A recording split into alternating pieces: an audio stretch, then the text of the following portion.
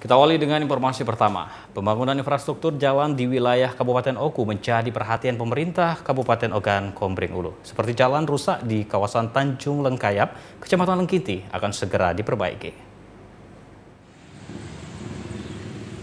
PLH Bupati Ogan Komering Ulu, Haji Teddy Melwansa, mengakui jika ada beberapa infrastruktur jalan wilayah Kabupaten Ogan Komering Ulu kondisinya belum begitu baik atau mengalami kerusakan, termasuk seperti yang disampaikan di kawasan Tanjung Lengkayap, Kecamatan Lengkiti.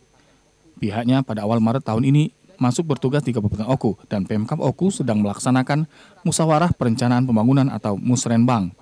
Hasilnya terkait pembangunan infrastruktur jalan ini memang sudah menjadi skala prioritas pembangunan ke depan.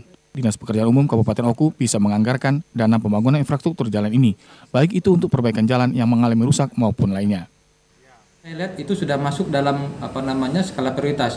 Mudah-mudahan nanti teman-teman dari PU bisa menganggarkannya dan tentu saja akan kami mintakan dukungan dari teman-teman di DPRD Kabupaten Oku. Mudah-mudahan bukan hanya jalan di daerah Tanjung Lengkayap saja, tapi jalan-jalan lainnya dapat kita segera perbaiki. Terkait hal ini, PLH Bupati menambahkan pemerintah Oku juga akan meminta dukungan dari legislatif dalam hal ini DPRD Oku. Dengan adanya sinergi pemerintah daerah dan legislatif di Oku yang baik seperti sekarang, ke depan infrastruktur jalan bisa segera diperbaiki secara merata hingga ke desa-desa. Retno Wira Wijaya, TVRI Sumatera Selatan, melaporkan dari Ogan Komering Ulu.